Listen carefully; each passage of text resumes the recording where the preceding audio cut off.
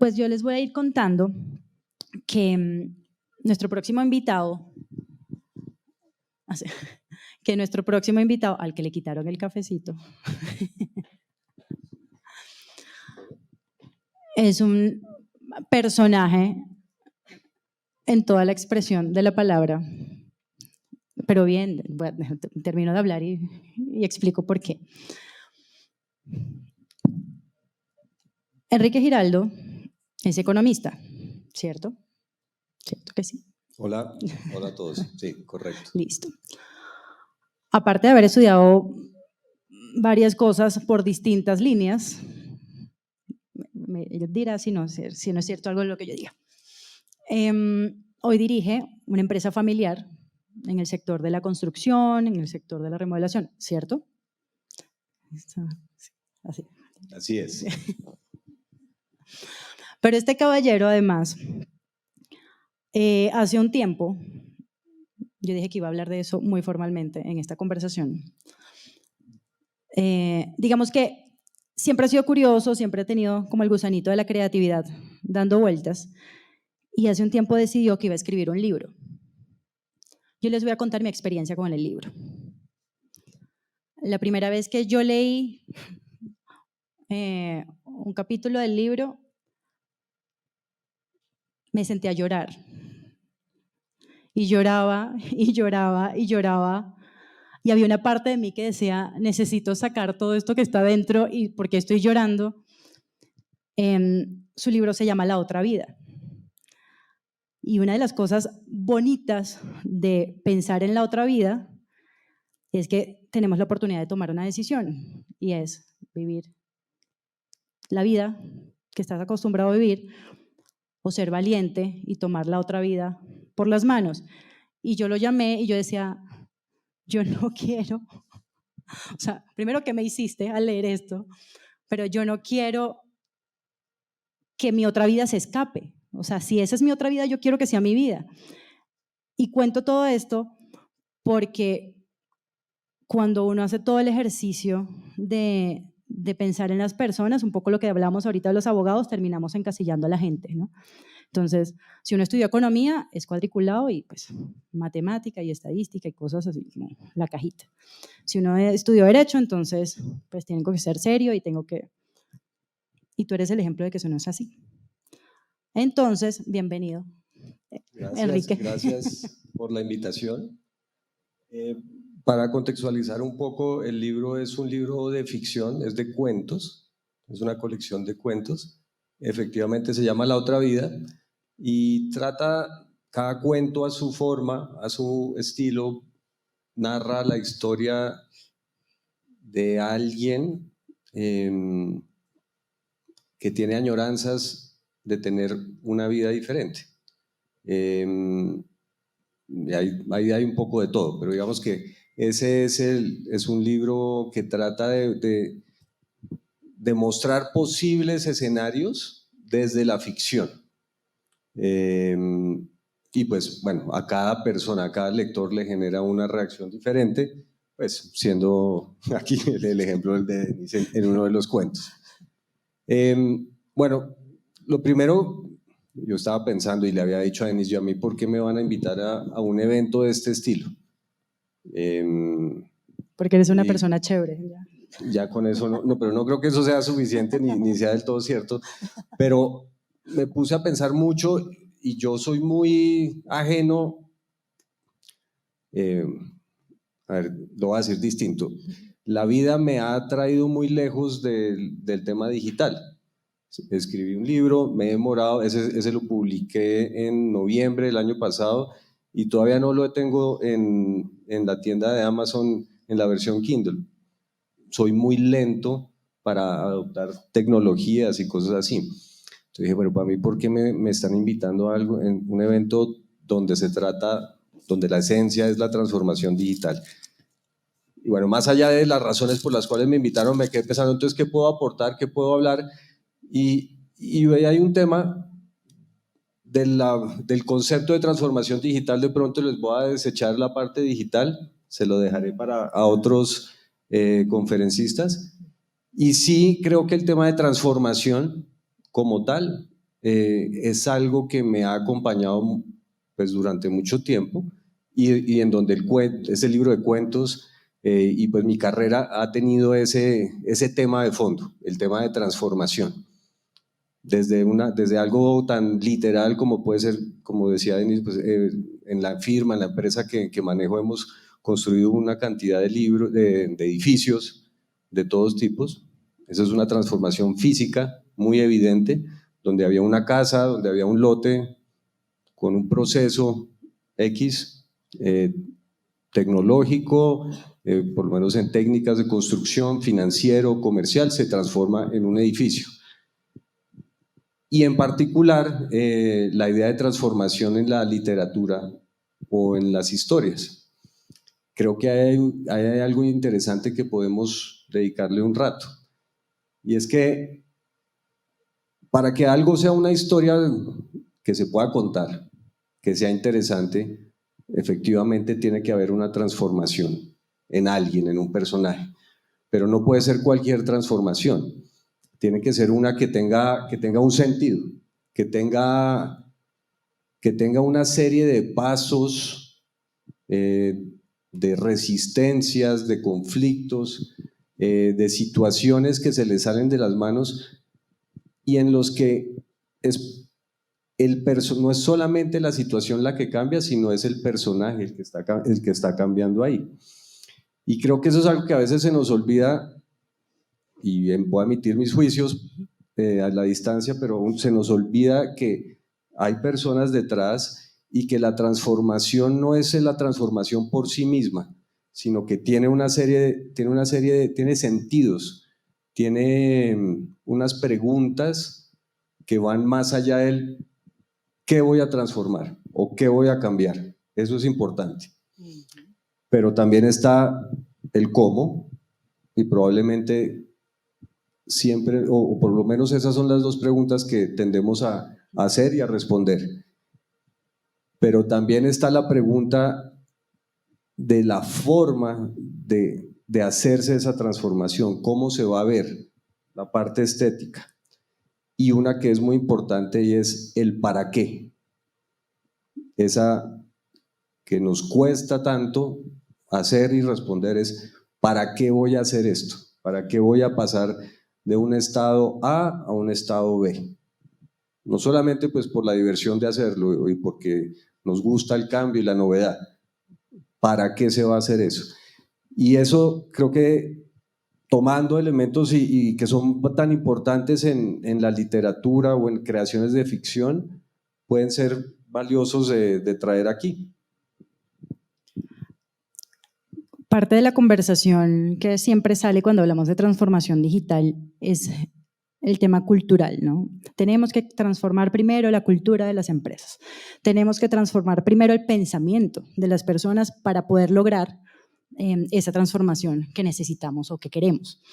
Y creo que lo planteaste súper bien ahorita, ¿no? Es como, al final el tema de la transformación es prácticamente un proceso similar que tienes que adaptar dependiendo de dependiendo de qué quieras transformar. Tú tienes una visión bien interesante de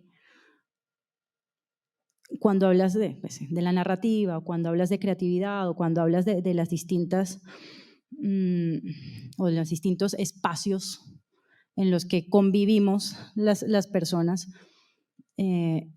Cuando hablamos del mundo digital, a veces creemos que es como lo que decimos en el mundo digital o lo que pasa en el mundo digital no tiene tanto peso, o no es tan cierto, o no es tan real, porque no lo estamos sintiendo de una forma mucho más material, ¿no? ¿Tú cómo ves esa línea entre lo real y lo irreal de la digitalidad? Pues yo creo que no hay línea, realmente no creo que haya una línea ahí, y no voy a entrar en la discusión de los nativos digitales y los que no son nativos digitales como yo. Claramente cada uno lo vive, cada generación lo vive diferente, pero yo creo que lo digital es bueno, es una herramienta al uso nuestro, pero es una herramienta que potencializa mucho la imaginación. Y al mismo tiempo, la imaginación es algo que nos envuelve en el día a día. Es decir, es una herramienta que no está hecha para, a mi juicio, para evadirnos de la realidad que vivimos, sino precisamente para expandirla y para tener, como para dejarnos penetrar más por ella y por sus reflejos digitales. Y pronto sería la manera de decirlo. Y son reflejos de uno del otro. Entonces no es que uno esté a un lado y el otro en el otro y que yo vivo digamos, sin desconocer de que eso puede pasar, de que tengo una forma de presentarme en el mundo digital y otra forma de presentarme en el mundo no digital. Sí creo que pues realmente es un solo fenómeno que tenemos que aprender es cómo alimentar uno del otro. Y esa es parte tal vez de la literalidad digital o de una forma de educarnos digitalmente para que no se vuelvan como dos extremos que no se tocan, sino que hagan parte de una polaridad en la que uno sí se mueva entre ellos.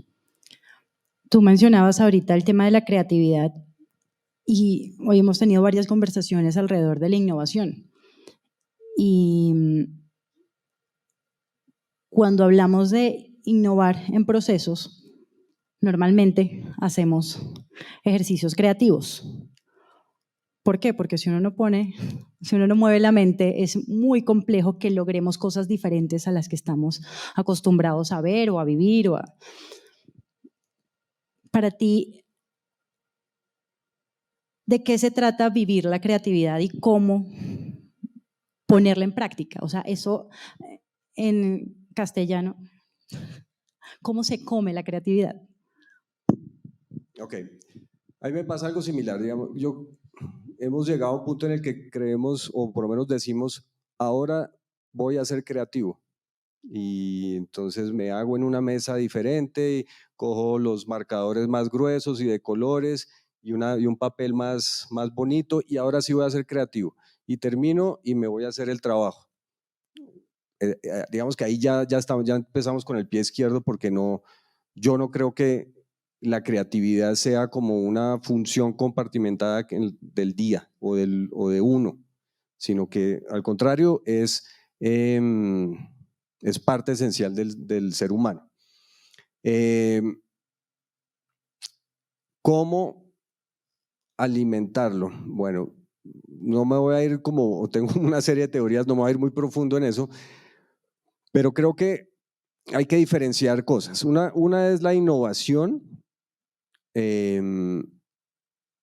como la entiendo yo, y eso es como buscar un crecimiento o una resolución de problemas, de planteamientos, de situaciones que uno conoce y cómo los va resolviendo de una forma, digamos, por lo menos diferente a como uno aprendió a que se debería resolver.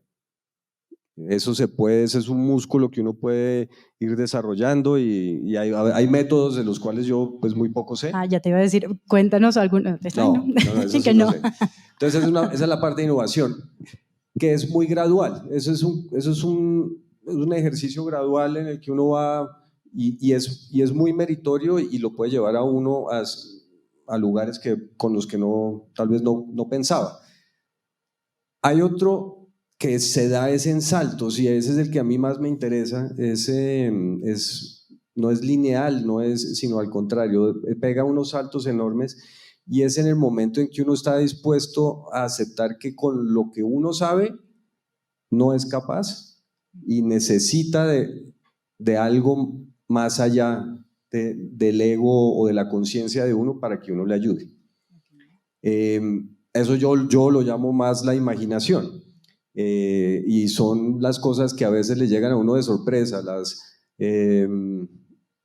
sensaciones que a veces uno no tiene forma de explicar con claridad, o las intuiciones,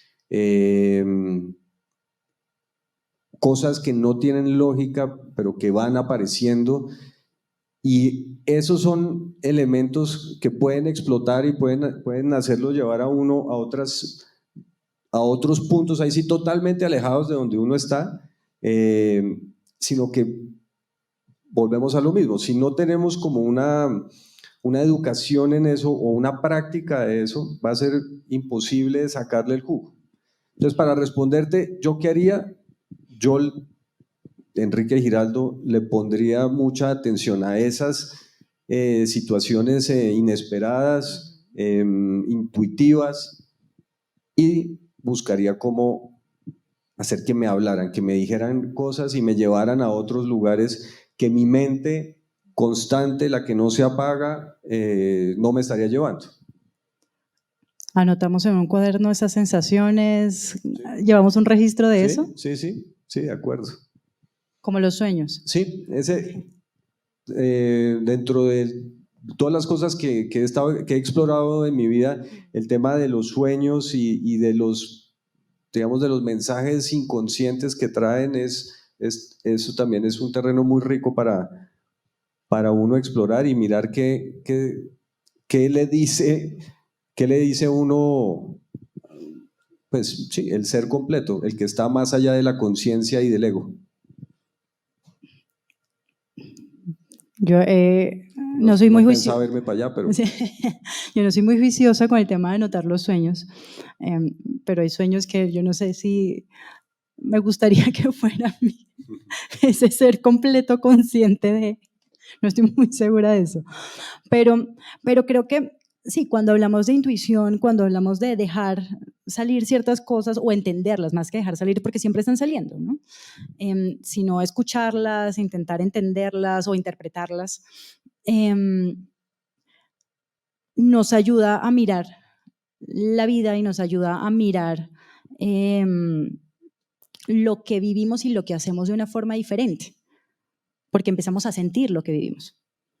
No se queda solo en lo que está por aquí dando vueltas o lo que está metido por allá adentro, sino que le damos permiso de expresarlo y de que nos ayude a ver las cosas o a hacer las cosas de una forma diferente, ¿no?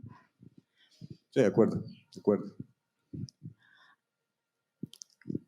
¿Crees que toca ser muy juicioso con el tema o estructurado, más que juicioso, estructurado con el tema de intentar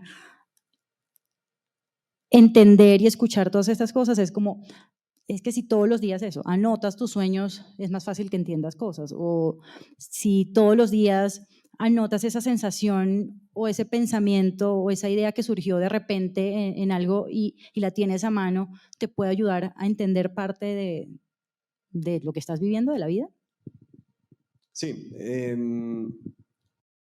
eso es como las cosas valiosas de la vida, es una práctica y creo que es una práctica que vale la pena.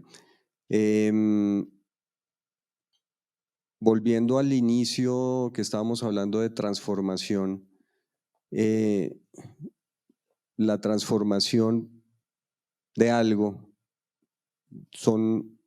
digamos, como es un proceso y tener la posibilidad de estar uno en contacto con lo que está pasando durante ese proceso, creo que le da mucho más sentido a lo que se está haciendo y también le da a uno la capacidad de ir alineando lo que está pasando con lo que uno quiere o por lo menos hacia donde uno quiere que vaya. Anotar cosas, llevar un diario o un registro de cosas, yo creo que abre esa posibilidad de uno de estar no solamente reflexionando sobre lo que pasa, sino dándole cuerpo real, y igual puede ser escrito digitalmente, pero le da a uno una realidad a lo que está sintiendo y le da un peso. Gracias. Sí. Cuando Enrique Giraldo, el economista, o sea, pasó algo que te haya hecho tomar la decisión y decir, ahora sí voy a escribir. siempre quise escribir y ahora sí lo voy a hacer. O no, o nació de repente, fue como, eso fue una inspiración y creo que debería escribir. ¿Qué pasó con Enrique en ese momento? Creo que fueron 2 preguntas, pero Sí, a veces a mí me gustaría como echar el cuento más como del escritor frustrado que lleva tantos años diciendo que quiero escribir un libro, tengo las ideas y hasta que un día decidí y lo escribí. Pero eso no fue así. Realmente es difícil, por eso me cuesta trabajo ponerle una fecha cero. Es decir, este fue el día en que el punto de quiebre. empecé. Exacto. Fue más una acumulación de cosas, una acumulación y alineación de intenciones y tal vez de hábitos, porque uno no empieza a escribir un cuento escribiendo ni siquiera un párrafo. Uno empieza a escribir escribiendo, y hay muchos teóricos que dicen realmente la unidad básica es una frase. No es la palabra, porque una palabra suelta no te dice nada, pero es una frase. Y uno arranca es con una frase. Después, ¿qué hace uno? Escribe otra.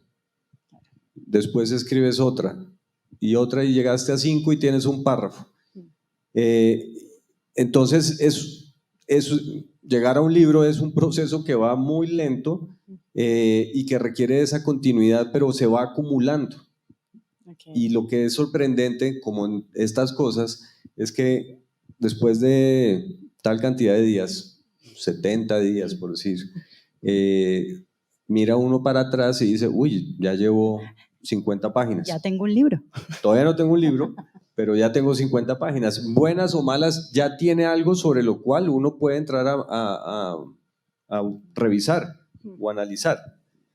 Y después siguen otras 50 y después otras 50 y cuando pasan ya son 6 meses, dice, bueno, ya tengo algo, lo voy a mejorar, pero mire todo lo que he avanzado y todo empieza con una frase. Okay. Tú eres como muy juicioso con el tema de la escritura, ¿no? ¿Fue decisión o te tocó aprender a decir, yo es que todos los días voy a escribir una línea?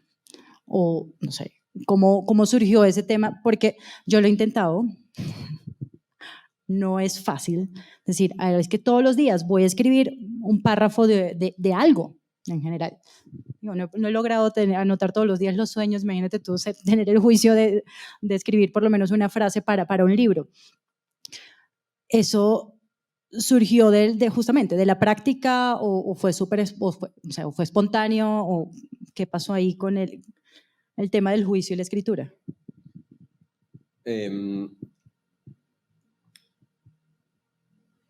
A veces es más fácil generar las condiciones para que eso se dé sin que uno se dé cuenta. Y más bien uno trabajar en construir las condiciones para que ese escribir, esa frase hoy, la otra frase mañana, se puedan dar, de pronto no con facilidad, pero sí que se den, garantizar que se den. Entonces, en ese sentido, yo, si bien es frase por frase, mi primer objetivo, o por lo menos cuando dije, bueno, ¿cómo hago para que esto no quede en cosas sueltas, en anotaciones sueltas? Tenía por lo menos 30 archivos inacabados en el computador. Y bueno, vamos a hacer un ejercicio diferente y es, me voy, ese mismo computador sin conexión a internet, me voy a sentar todos los días media hora con el computador abierto. Punto. ¿Solo con el computador abierto? Sí, y media hora. Y un reloj que ahí uno dice, eso van a ser 30 minutos. Creo que la cara de uno de nuestros invitados es parecida a la mía. ¿Cómo así que solo? Sí, pero ¿qué pasa cuando uno se enfrenta a eso? Dice, bueno, ¿y yo qué voy a hacer aquí media hora? Claro. ¿Qué más puedo hacer? Pues empiezo a escribir, sí, pues claro, porque pues a mí me gusta y digamos que tengo una afinidad con eso, pero generar esas restricciones, esos límites, tan precisos me pusieron ahí y me obligaron a que de pronto no los 30 minutos escribí, de pronto fueron solo 5 y al día siguiente fueron 6 y al día siguiente fueron 7, pero eso obliga a uno, pero uno lo termina haciendo. Ahora, probablemente hubiera sido, si me hubiera encerrado en un cuarto con 3 pesas, pues entonces hubiera empezado a hacer pesas y me hubiera quedado haciendo pesas el primer día, el segundo día, el tercer día. A eso es a lo que me refiero, de uno generar las condiciones para uno, Claro. digamos, no tener la duda de hacerlo, sino sencillamente, ok, eso es lo, entonces mi compromiso no fue con escribir, sino con estar ahí. Frente al computador. Con estar ahí, Ay, exacto. creo que, o sea, viéndolo así es un ejemplo, me da risa porque claro, uno empieza a ponerse las metas largas y Claro. grandes y si te dices voy a escribir un libro y te sientas frente al computador, posiblemente no escribas una sola palabra porque, ¿cómo así que voy a escribir un libro en una sentada? Pero si decido un día abrir el computador, mirarlo, generar un tipo de relación con el portátil, al día siguiente escribo una idea que puede que cambie el próximo día, pero Claro. empiezo a... Ahí tienes toda una metodología. Gracias por compartirla. Ya saben todo lo que tienen que hacer. Se tienen que despertar, abrir, prender el portátil. Bueno, claro, y cada cual escoge la hora. Yo en particular, pues para tener una hora sin distracción lo hice muy temprano. Pero pues ¿A qué hora? Y eso hacía parte de los límites, en una hora en la que sabía que podía respetar esa media hora, entonces pues lo hice, empecé a hacerlo a las 5 de la mañana, para poder respetar esos límites y que nada yo no hubiera una excusa para no estar esa media hora ahí. Muy valiente. A mí me tocaría ponerla, sí, 11 de la noche. 11. Sí, o hazlo por la Y que noche. necesito un momento de paz, de tranquilidad, 11 de la noche, está bien, 5 de la mañana posiblemente no. Pero creo que justamente todo lo que estás diciendo es aplicable precisamente a los procesos de transformación digital en general. Cuando hablamos de vamos a diseñar toda la estrategia de transformación digital de la empresa y vamos a, ¿listo? Pensamos en cuáles son esos pasos, cuáles son esas micrometas que tenemos que ir logrando poco a poco para alcanzar la meta grande. Pero lo estamos escuchando hoy desde un punto de vista diferente. Pues tú lo hiciste para escribir un libro, o no solo para escribir un libro, sino para desarrollar otras habilidades y hacer cosas diferentes a las que venías haciendo pues, en tu vida personal y profesional, ¿no? Cuando hablamos, y pues retomo un poquito lo que estábamos conversando ahorita sobre innovación y esa relación con la creatividad. ¿Cómo crees tú que vivir la creatividad o realizar ejercicios creativos o interiorizar los procesos creativos puede impactar y puede cambiar la vida de las personas? ¿Corchadora? No. Es que, no sé, no, pues sí, bastante, pero dicho así suena muy pesado. Digamos que suena como una obligación más y tal vez la creatividad pues no se da bien en ese escenario. Vuelvo a lo mismo, yo creo que si la libertad absoluta para ser creativo es angustiosa, sí. Que es lo mismo que dijiste. Si te dicen, le doy 3 meses para escribir un libro o para hacer este proyecto, dedíquese solo a eso. Es muy posible que no sean los 3 meses más creativos de uno, porque la mente puede ir para todos lados. Creo que uno puede ayudarse a la creatividad estableciendo unos límites de tiempo, de tema, de proyecto, presupuestales también, y dentro de esos límites, digamos, como dejar soltar la creatividad, soltar todos los otros elementos que estábamos hablando, pero no totalmente sueltos, sino dentro de ese terreno ya demarcado y como hecho. ¿Que después puede cambiar? Claro que sí, puede cambiar, pero para poder cambiar hay que avanzar, si no, más que cambiar es no arrancar. Entonces, darse esos primeros guías, avanzar, revisar e ir ajustando el camino. A veces confundimos la creatividad con la imaginación y en algún momento creo que tuvimos esa conversación. ¿Cómo las diferenciamos? Para ti, ¿cuál es la diferencia más clara entre una cosa y otra? Porque muchas veces, y te lo pregunto porque a veces es como, vamos a ser creativos, imaginen cosas y no solamente ser Sí, dicho así, la creatividad a veces se vuelve como una función. Es como, pongámonos serios, ok, pongámonos creativos. Bueno, y es muy limitado. Y para mí la palabra imaginación es mucho más amplia y abarca una actitud, abarca un estado de ánimo, de estar en el mundo, de aproximarse a las cosas. De verlas no como, no sé, darles el espacio para que las cosas cambien y sean más de lo que uno creyó que eran, incluyendo las personas. Eso es un golpe muy duro. O sea, porque ahí pasamos de la imaginación y una cantidad de cosas a la realidad. Digo que hay golpes muy duros, ¿no? Cuando claro. Imaginas e idealizas sobre una cantidad de cosas y a veces la realidad te toca, es como, ¿y ahora qué, no? Sí, de acuerdo. Pero digamos, para diferenciar esas dos, yo creo que tiene que ver con qué rol le damos a la voluntad de cada uno dentro de esas. Creatividad suena como es algo que está bajo mi control, como que me puedo exigir para ir más allá y ser más creativo. Imaginación a mí me suena mucho más libre y como más algo que está por ahí que a veces puedo coger y a veces no.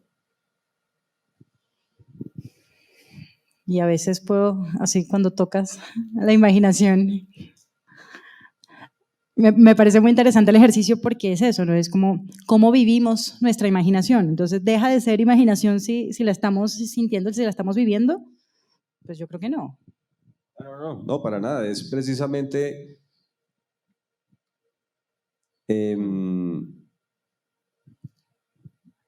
a ver, permitirnos ir allá, ir a ese lugar. No, y probablemente es el lugar más ineficiente, improductivo, digamos del que nadie nos va a pagar por estar ahí, pero es uno que nos alimenta mucho, nos alimenta a nosotros y nos da también el espacio, la energía, la capacidad de ver lo que tenemos que enfrentar, esa realidad así dura o por lo menos seca que tenemos que ver, nos da la posibilidad de verlo de otra forma y de encontrarla al día siguiente y seguir interactuando con ella sin cansarnos. El aprender a analizar sueños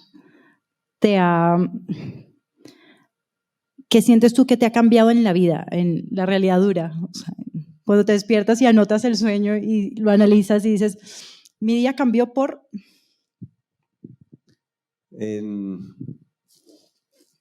No, esa no te diría, no es algo que... Veo que estás muy interesada en el tema de los sueños. Sí, bueno, que no se note. Todos estamos interesados en el tema de los sueños, ¿cierto? Sí. Es que soñar es bonito. Sí, y siempre he soñado, yo pues también en eso siempre he soñado mucho desde niño, recuerdo y soñaba una cantidad de cosas y solo recientemente pues me he tomado la disciplina de escribirlos y de volver a ellos. No logran nada práctico. Hay corrientes de la psicología que sí te dicen que de ahí se puede sacar mensajes claros, precisos. ¿Cómo que no? solamente. ¿Cómo Dime. que no se pueden sacar mensajes claros de los... No, hay gente que dice que sí, y que puedes decir si se soñó con una serpiente, corre peligro, y si se soñó con, qué sé yo, con un gato es porque está buscando conexión. De hecho, una cantidad de cosas. Yo no, digamos, como yo no voy allá, yo no creo que haya un mensaje así preciso y oculto en los sueños, pero para mí sí ha sido muy, muy enriquecedor volver a ellos, y me da como una amplitud interior. Yo creo que puede ser similar a la meditación, pero a mí me da una amplitud interior el estar en contacto con esa parte que es tan real como un sueño, pero que sé que también no tengo cómo agarrarlo. Lo único que queda de eso es lo que anoté, pero digamos que ni siquiera es lo que anoté, es esa sensación interior de haberlo experimentado. Y revivirlo. Y revivirlo. Me tocó anotar los sueños otra vez, juiciosamente, a ver si medito a través de los sueños. Y no sé, y lo llevo justamente a ese proceso de imaginación. O sea, hoy mi concepto de la creatividad tembló un poquito, porque sí, creo que nos ha pasado a todos lo que tú decías ahorita, ¿no? Ver la creatividad como una función. Y es, hoy decidí que voy a ser más creativa. ¿Eso qué quiere decir para mí? No sé, pues obviamente es diferente para todos, pero sí me parece interesante en esta conversación ver eso, que la creatividad no es algo que decidimos como que tú decías ahorita, saco los colores, saco unas hojitas y rayo porque en este momento soy creativo. Es mucho más complejo que eso. Sí, y al final yo creo que uno debe apuntar a vivir una vida creativa más que uno ser creativo. Okay. Y creo que si uno lo logra, o por lo menos va para allá, pues va bien. Va bien. Y pues obviamente es muy relativo tener una vida creativa porque depende de cada persona y depende de muchas cosas. Pero tú lo vas a saber. Digamos que la creatividad se muestra en cada persona de formas diferentes. Tú tienes cierta disposición, no sé, para usar las manos, otro para escribir, otro para cantar, otro para socializar. Eso tiene muchas formas de darse y de mostrarse. Pero uno sí sabe cuándo está en esos momentos en los que siente que lo que uno hace se retroalimenta y genera más, y que uno no se agota uno de dar en esos momentos. Eso creo que es la creatividad, eso es una forma de sentir la creatividad. Deberíamos hacer encuesta por aquí a ver qué cree cada uno que es su cuota de creatividad. Sí. A ver, yo escucho frases por ahí. ¿Qué creen que los hace creativos? Sin miedo, ¿qué creen que los hace creativos? Cantar, bailar. Aprietan la boca. Yo te puedo responder una de la que no hemos hablado, pero durante mucho tiempo yo jugué fútbol. Y para mí el fútbol, claro, un deporte, pero era un momento tremendamente creativo. Ya no lo estoy jugando, pero cuando lo jugaba... ¿Ahora eres menos creativo o cambiaste la...? Cambié, ¿no? Y sí creo que hay una relación ahí. Pero cuando jugaba, claro, terminaba muerto, agotado, golpeado, lo que fuera, pero sí sentía que había sido una expresión de creatividad muy fuerte. Yo voy a hacer el ejercicio de maldad y vamos a ver quiénes participan porque yo por ahí tengo una sorpresa. Entonces, veamos quién.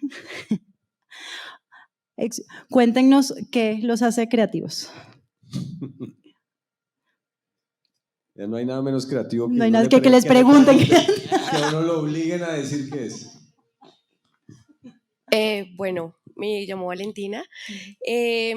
Pues digamos que va un poco, bueno, es digamos que un poco diferente a lo que me dedico en mi vida diaria, que pues es a estudiar derecho y trabajar, digamos, en ese aspecto. Pero digamos que me sale un poco el lado creativo cuando coso, yo coso mi propia ropa. Entonces me ¿Qué tal gusta, ese dato? sí, me gusta experimentar mucho, digamos, con ropa, no sé, digamos, que ya alguien la ha usado, entonces transformarla y volver a crear una nueva pieza y demás. Digamos que eso es como lo que me vuelve creativa. Súper. Qué chévere. ¿Alguien más quiere contar cuál es su vivencia creativa, cómo se siente creativo? ¿Hace cuánto haces eso? Llevo alrededor de únicamente como un año, sí. Están tímidos hoy. ¿Será? Allá atrás. Ajá. Hola, buenas tardes a todos. Mi nombre es Alexander Meneses. Yo digo que la creatividad para mí y para mi hermano mellizo tenemos una metodología que es la lectura. Cuando nos reunimos juntos, digamos que compartimos ese conocimiento y al leer cosas nuevas que nunca hemos leído, digamos que la imaginación como que vuela, se destapa y crea nuevas cosas y además que se comparte. Entonces, esa sabiduría y digamos esa creatividad se comparte por dos. Eso sería como una buena idea ahí. Entonces, eso es. Me gusta lo de se comparte por dos porque, claro, Claro. ¿Y tú, leen algo en particular o de todo?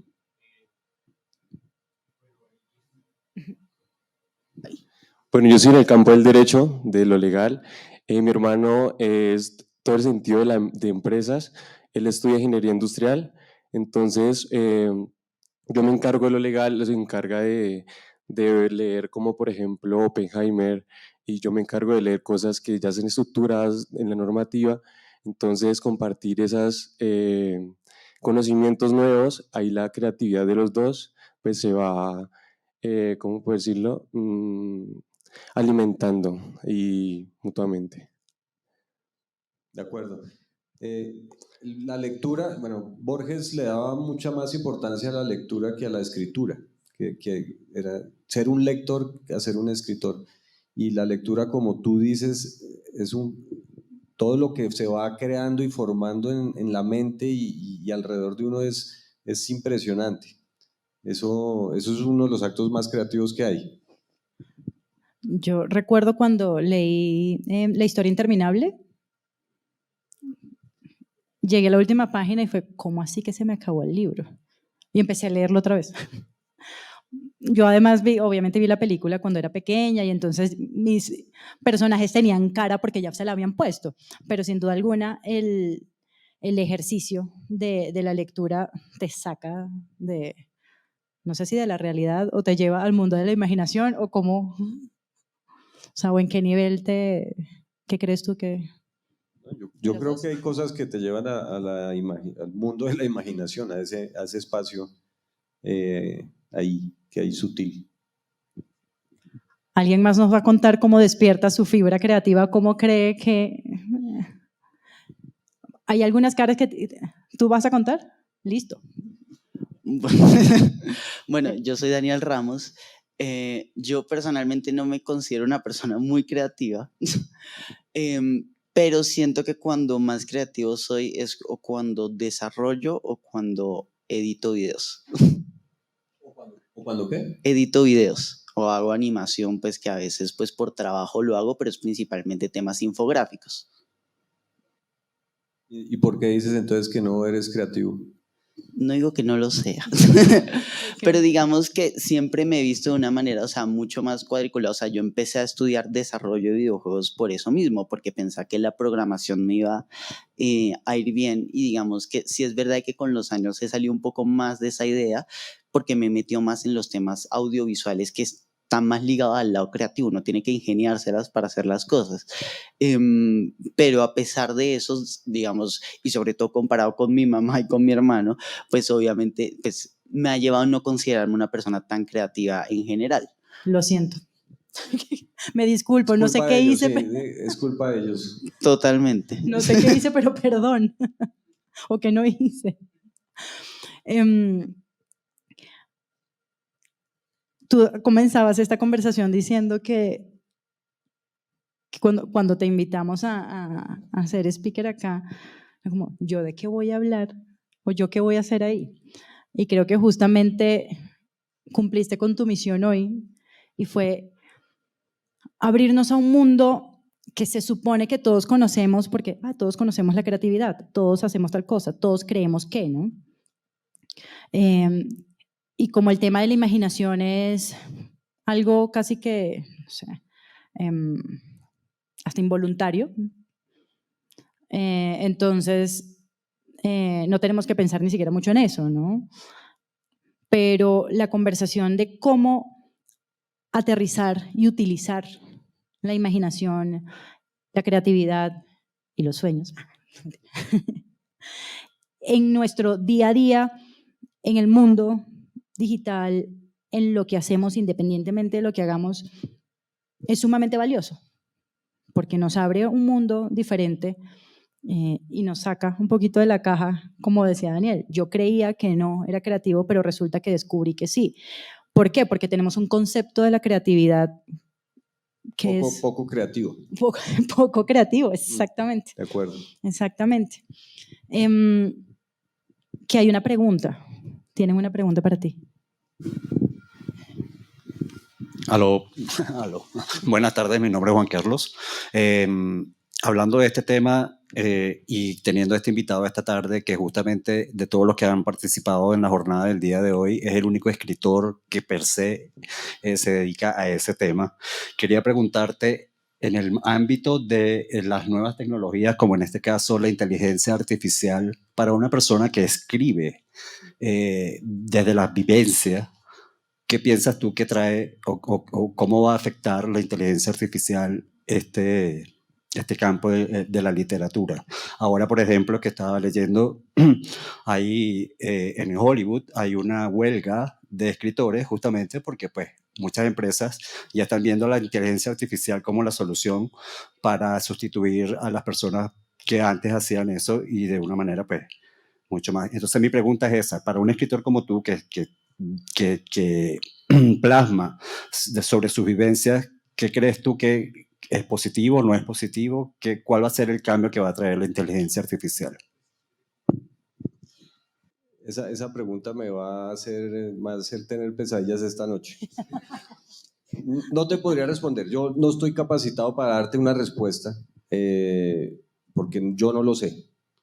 No lo sé y lo que he leído, pues hay tal cantidad de versiones encontradas que depende mucho, yo creo, de la personalidad de la gente que la está respondiendo, porque no creo que sepamos todavía qué va a pasar con eso.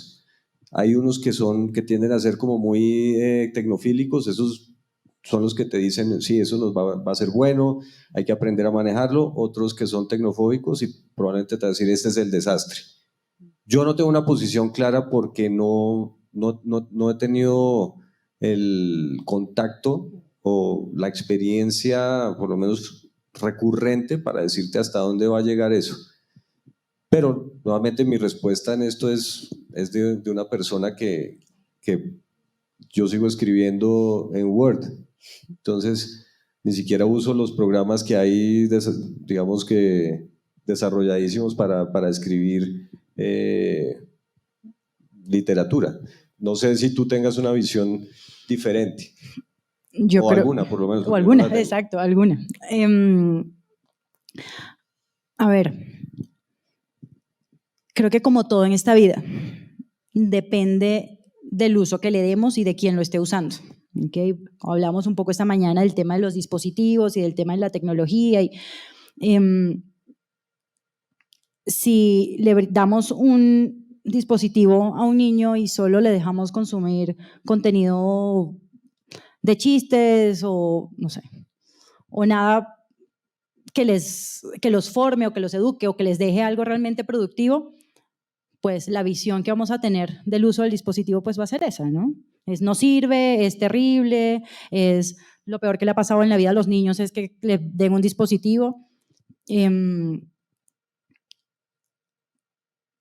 cambio, si utilizamos el dispositivo para que nuestros hijos aprendan o para que consuman contenido de valor, la historia es diferente. Yo soy totalmente pro dispositivos, desde pequeños, porque depende del contenido que consuman nuestros hijos. Con la inteligencia artificial creo que es un poco lo mismo, ¿no? Y también tocábamos el tema esta mañana y era, eso todavía no se ha terminado de inventar. Entonces tú le dices a la inteligencia artificial, escríbeme un libro de, no sé, de cuentos de ficción y posiblemente te escriba algunos cuentos de ficción, pero te sientas a editarlo o a revisarlo y tiene una cantidad de incoherencias, porque todavía está aprendiendo. Entonces, obviamente habrá alguien que haya querido inventar, o sea, ya se haya inventado una película hecha con inteligencia artificial y todo el guión. ¿Funciona? No sé. La inteligencia artificial también necesita humanidad, también necesita de un humano educándolo y formándola para que genere resultados realmente valiosos. Si no, es una herramienta más. Y si la usas mal, pues el resultado va a ser malo, ¿no? Sí. Voy a apagar el micrófono un segundo. Ya.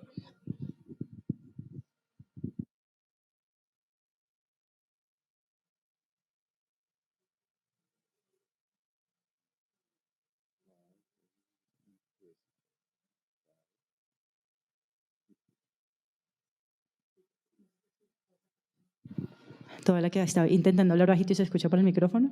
¿Se escuchaba? No. Ah, listo. Ok.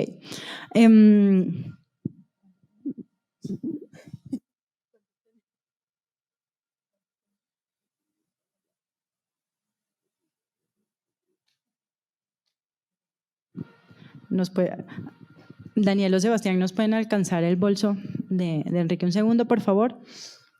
Sí. Vamos a hacer una cosa interesante acá y es que Valentina, por favor, ven un segundo, gracias. La que no quería hablar.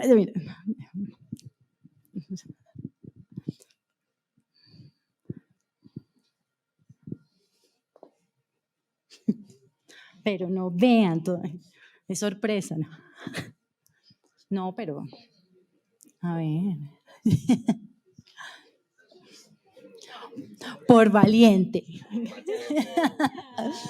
Que lo disfrutes. Ahorita lo pescas para que te lo firme.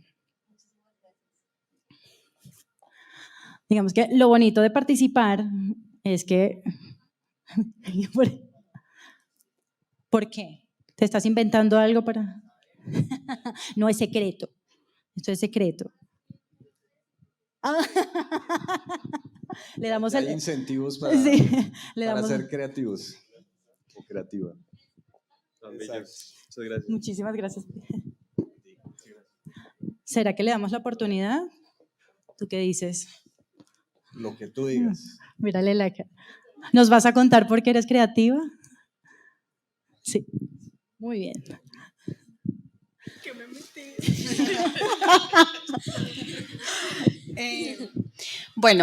Yo me considero que soy creativa en mi trabajo principalmente, en el momento, digamos, de contestar una demanda, de mirar cómo, digamos, ejerzo una defensa.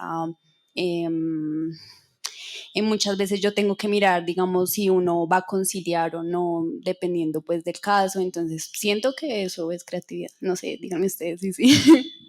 ¿Cuál es la evaluación de eso? ¿Es creativa o no es creativa? ¿Tú te sientes creativa en estos Sí, momentos? claro que sí, claro.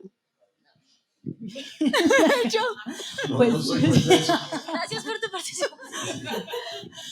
no, pero justamente creo que, o sea, es un poco lo que hablamos cuando Daniel intervino y dijo, pues yo creo que soy creativo porque seguimos teniendo una versión de lo que es creatividad muy limitada, ¿no? Tú lo decías ahorita, poco creativa, y es muy curioso porque seguimos hablando de creatividad y seguimos hablando de creatividad y muchas veces seguimos sin entender de qué estamos hablando. Hoy tú nos dices unos ejemplos muy claros y además creo que el mejor de todos es ser creativo. Chao, gracias. Ser creativos es más un tema de sentirse creativo que de sentarse a hacer un ejercicio creativo. Entonces, hoy, que por acá se están despidiendo, están felices. Chao, gracias. De verdad, muchísimas gracias por esta conversación de hoy, porque nos permitiste ver la creatividad y la imaginación desde un punto de vista distinto, y que al aplicarlo a lo que hacemos, independientemente de lo que hagamos, podemos dar un paso más y podemos transformar cualquiera de las cosas que tengamos en el radar siendo conscientes de esto, ¿no?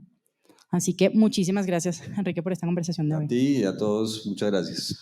Por acá te tienen un regalo. Mire.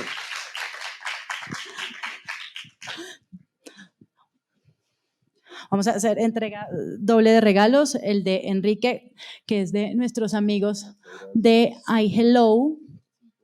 Se va a caer el micrófono. Ajá.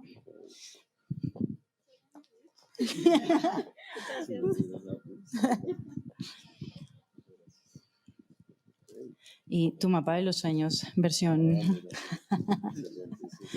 Sigamos hablando de los sueños acá con el mapa de los sueños. Está bien. Gracias. Muchas gracias. Muchísimas gracias. ¿Qué tal les pareció la conversación?